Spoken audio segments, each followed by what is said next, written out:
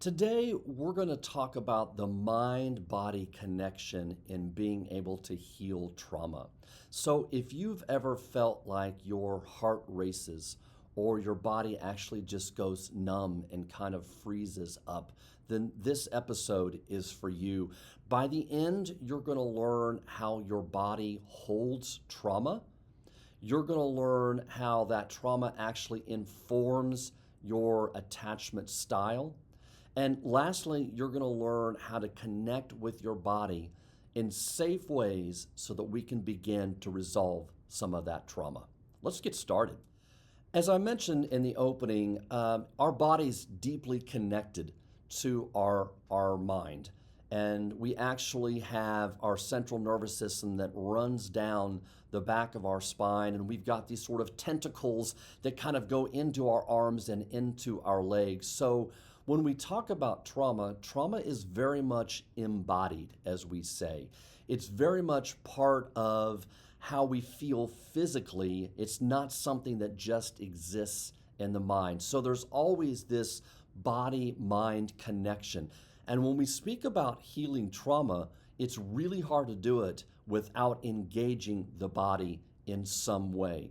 And that means that our relationships are fully formed and engaged in this process as well. That our attachment relationships, they're not just a feeling or a nice to have or, oh, I kind of feel close to this person.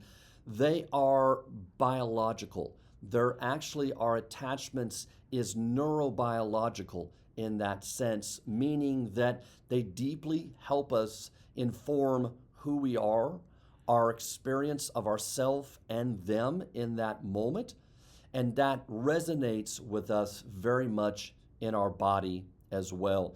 So our attachments are not only designed to make us feel safe and secure in a relationship, but that sense of safety and security resonates in our body. When we talk about, at the opening, if you've ever seen my videos before, I talk about how I've worked with couples for decades and I help them regain trust in themselves and others. Part of that attachment process is being able to trust our own body. I know I've worked with thousands of couples and individuals in the past, and one particular person stands out where one day I just asked her, I said, "Do you feel safe in your body?" And immediately her response was, oh no, I never feel safe in my body. Meaning that she's always got these alarm bells that are going off inside of her. She always has these cues, bodily cues that come up that will tell her whether she's safe or unsafe.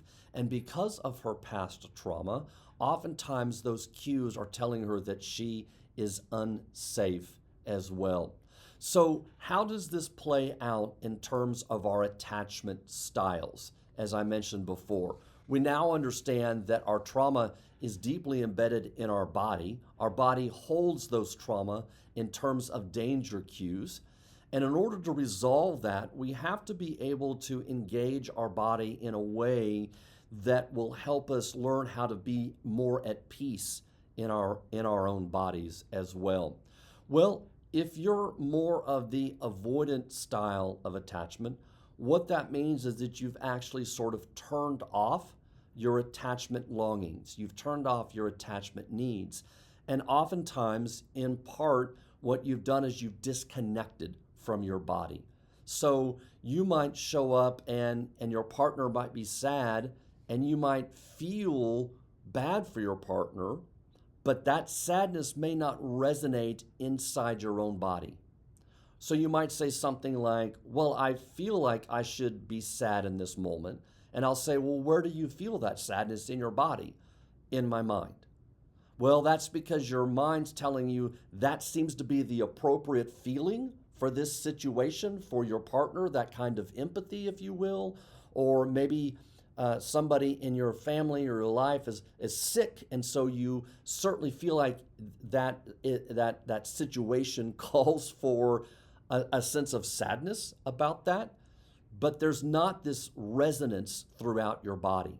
And oftentimes challenge and the struggle for more avoidant style attachment styles and individuals is, how do I begin to engage my body in my life and re-embody my sense of feelings? Because when they were growing up, there was nobody that was there for them.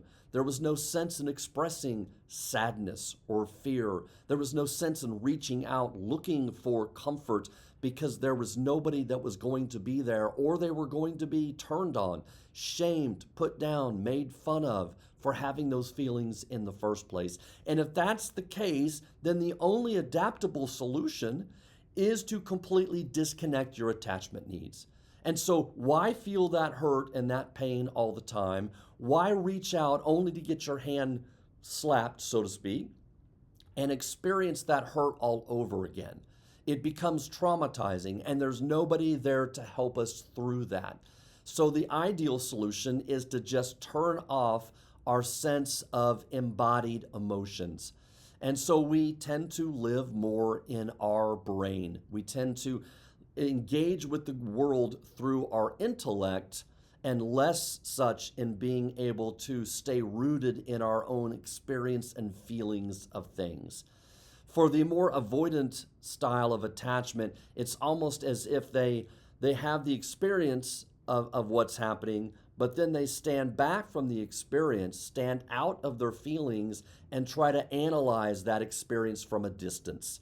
Whereas learning to stay in your own experience of what's happening and experience as it's happening, so you can feel the sadness, you can feel the hurt, you can feel the pain, then that has a much greater effect on your relationships and on your ability to be able to communicate.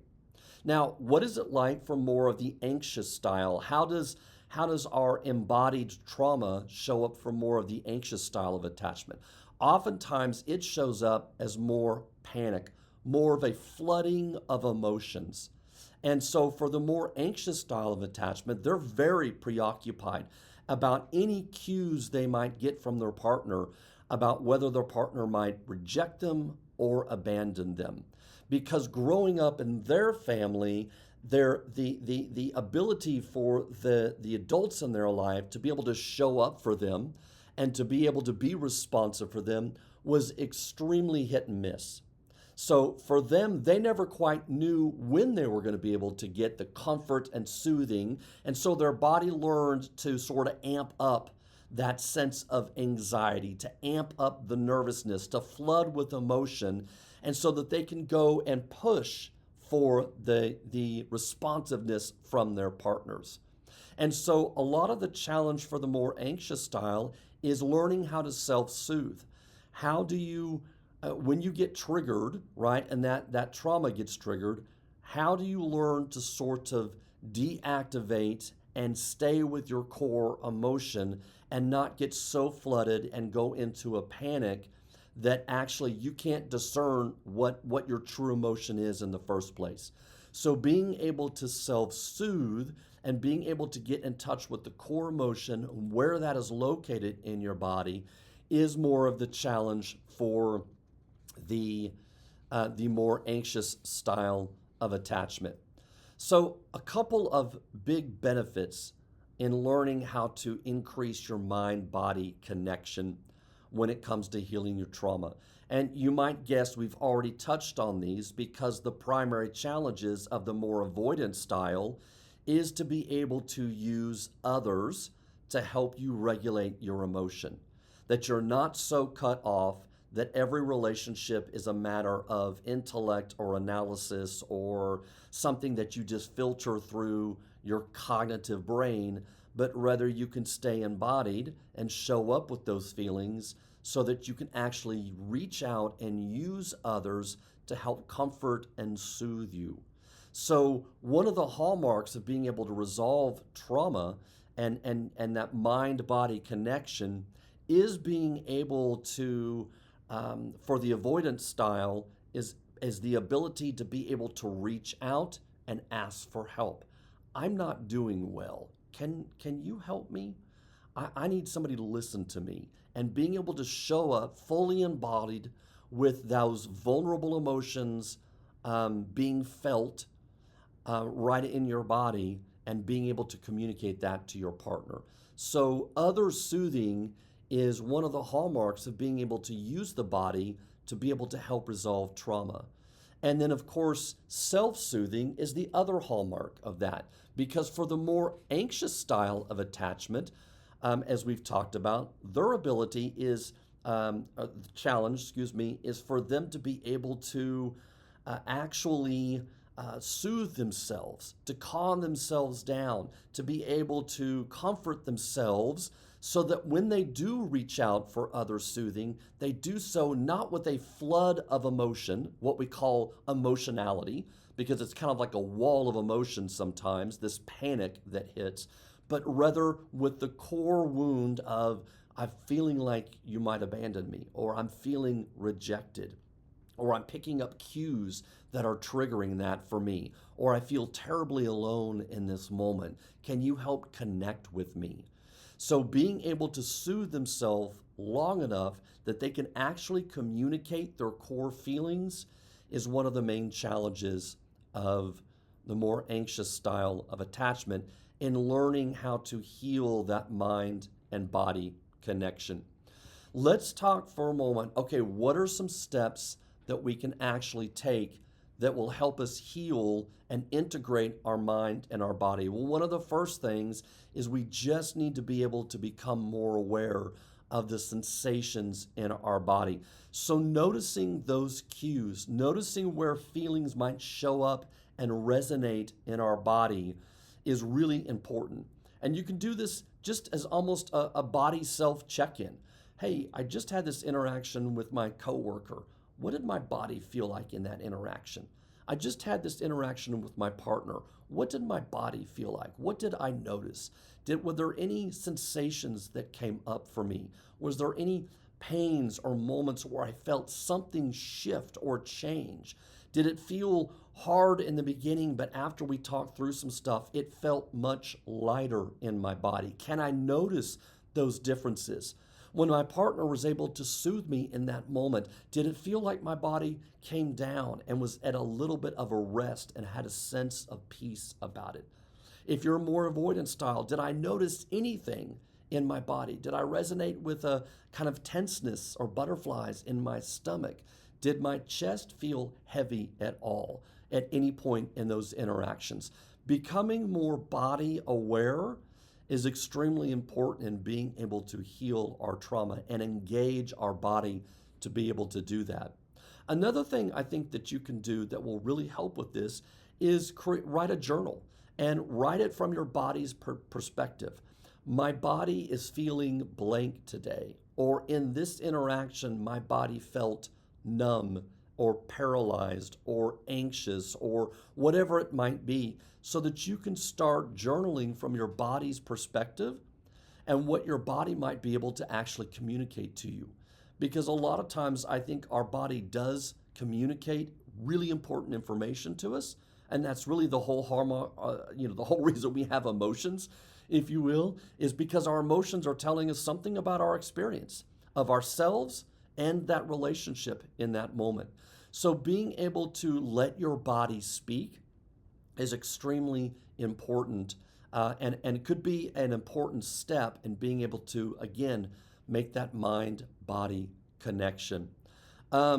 Being able to ground yourself at times. This is especially true for more of the anxious style.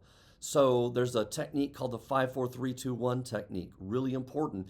If you feel like you've gotten triggered and you fall more into the anxious style of attachment and you start feeling this panic and wall of emotion, then start to use this grounding technique that will allow you to kind of come back to the here and now. And so it's simply, you can look it up on the internet. It's just called the 5-4-3-2-1 grounding technique. But essentially, you noticed 5 colors in the room and you name them to yourself. And then you notice 4 objects in the room and you name them to yourself, and so on and so forth until you get down to 3, 2, and 1. And in doing so, it kind of helps it take you out of this wall of emotion at times, but rather sort of helps ground you in the moment as well. So those are some techniques that you can start with. as you begin to engage in your body. Now, let me say this, it's important. A lot of times, those that have attachment, relational, complex trauma, their body and engaging with their body can actually be a scary thing. So I want you to be safe in doing this. I don't want you to misinterpret what I'm asking you to do in any haphazard way. So make sure that you have some resources, whether that be a person that you can call, or whether it's meditation that you practice, or whatever that might be, because oftentimes as our body holds this trauma in itself, that when it starts to get activated, all kinds of images or memories can start floating up. So be safe about this, okay? Call 911 if you have to, or have a friend on dial if you need to, in order to be able to practice this safely. Eventually, you might even get to the point where you can do some things like yoga or meditation that deeply engage the body in ways that help you create a stronger connection between the mind and the body and help you really begin to resolve that trauma. Okay, I want to point out a couple of things. First of all, if you'll be sure and hit the follow and the bell notification so that you can follow this YouTube channel and you get notifications each week when we come out with new videos, I'd really appreciate that. Down below, there's also a free resource I've put together for you. It's a quick little self-assessment about trauma, but it looks at trauma in your life and your relationship across 4 different areas that will help you be able to kind of pinpoint where you might be able to start your work with your trauma if you don't know already what it is you need. Thank you so much for watching, and we'll talk to you next time.